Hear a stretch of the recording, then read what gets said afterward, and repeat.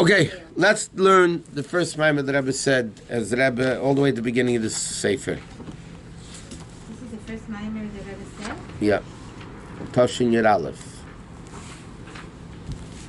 And we went into it already. The first page is... Basi, LeGani? Yeah, what's Yud Shvat season? Page Gimel at the bottom. Okay. Basi, LeGani, Achesikalo.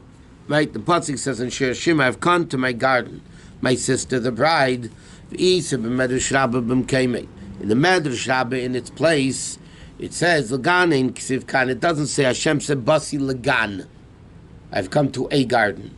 Hashem said, Basi LeGani, Lignuni, mean to my dwelling place, the Makom Shaya Ikre B'tchila.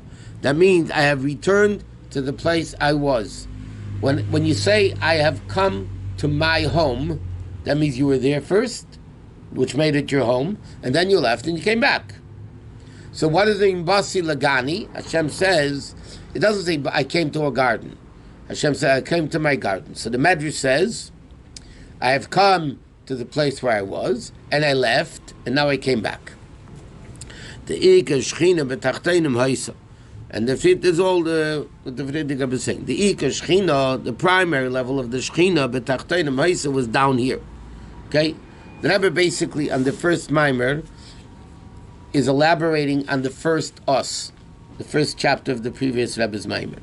Second year, he did the second year, and therefore until, from Tavshin, in the original Basi LeGani, that the Friedrich Rebbe wrote, okay, he wrote 4 Maamarim in the Hemshech of Basi LeGani. What was Yud Shvat, which was the Yortzeit of his grandmother, Rebbe Rivka. Then he wrote Yud Gimel Shvat, which was the Yortzeit of his mother, Schneerson. And then he wrote a Maamar for Purim, and he wrote a Maamar for Beis Nissen, which was the Rebbe Rashab's Yortzeit. Okay? Now, in the end of his life, the Friedrich Rebbe couldn't speak. He wasn't able to speak. So the Friedrich Rebbe was able to write, so he wrote Maamarim. Now, the Hemshech, now sometimes a Maamar is a single Maamar, sometimes it's a continuation of one Maamar into the next. Basi LeGani, the Friedrich Rebbe wrote 4 Maamarim, each one 5 chapters. The first 2 Maamarim that he gave out right before Yud Shvat and Yud Gimel Shvat, there was the beginning, meaning Basi LeGani Achesikalo, with an ending. Yud Gimel Shvat, Yesheves Beganim, with an ending. The last 2, B'chlal, it's like this. Okay, we're not going to start this Maamar today. When the Rabbi used to write Maamarim, either they said them, they didn't say them eventually, the Rabbi would write a concept in Chassidus, as long as it was, and afterwards they would add a beginning and an end. They would add a pasuk, and then they would ask a bunch of questions on it, and then they would go off into this whole long continuation, and at the end he wrapped it up again with the pasuk. Yeah? Therefore, a lot of times, after the first paragraph, it goes off, and then eventually at the end of the Maamar comes back. That's the way the Rabbi used to write Maamarim. When they wrote Maamarim, whether they're going to eventually say them later or not was not relevant. But they would write, so the first 2 Maamarim of Basi LeGani continuation, the Hemshech, had a beginning and an end, because that was already Yud Shvat. He gave it out of Yud Shvat, so it had a beginning and end. The Yud Gimel Shvat was 3 days later. Yeah? The third Maamar, which was Purim, and the 4th Maamar that he already wrote for Beis Nissen, they didn't have a beginning and an end.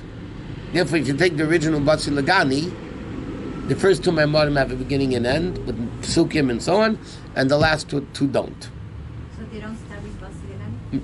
No, only the first Maamar began Basi LeGani. Second Maamar began the Yesheves Beganim.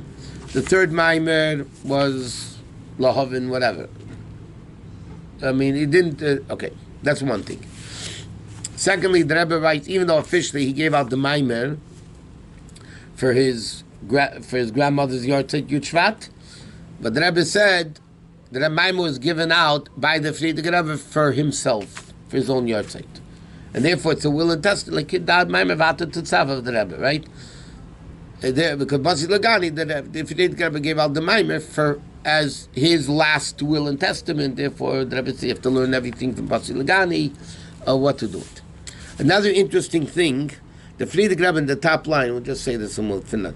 Even Medrash Rabbah b'mkaimei says, the Medrash says in its place, LeGani ksiv kan legnuni. The Chassidim say, why did the Friedrich Rebbe write b'mkaimei? Because this Medrash is in a few places. Why did he write Visa Medrash Rabbah b'mkaimei? Because in the Medrash, in Shira Shirim Rabbah, where this Medrash originates from, the one that said this is Amar Rab Menachem, the son-in-law of the Venesiya. I remember the exact question, the son-in-law of whatever. So who said this? LeGani ksiv kana LeGani. In the Medrash, the Friedrich Rebbe didn't want to put it in, and the Rebbe definitely didn't want to put it in. But Chassidim say that B'mkaimei is because the saying Isam Rab LeGani, who said LeGani ksiv kan? Somebody said it. It was Reb Menachem, the son-in-law of whoever. So Chassidim say this is a hint to the Rebbe. Oh, the son-in-law. The Menachem, not a Menachem, the son-in-law of. Okay.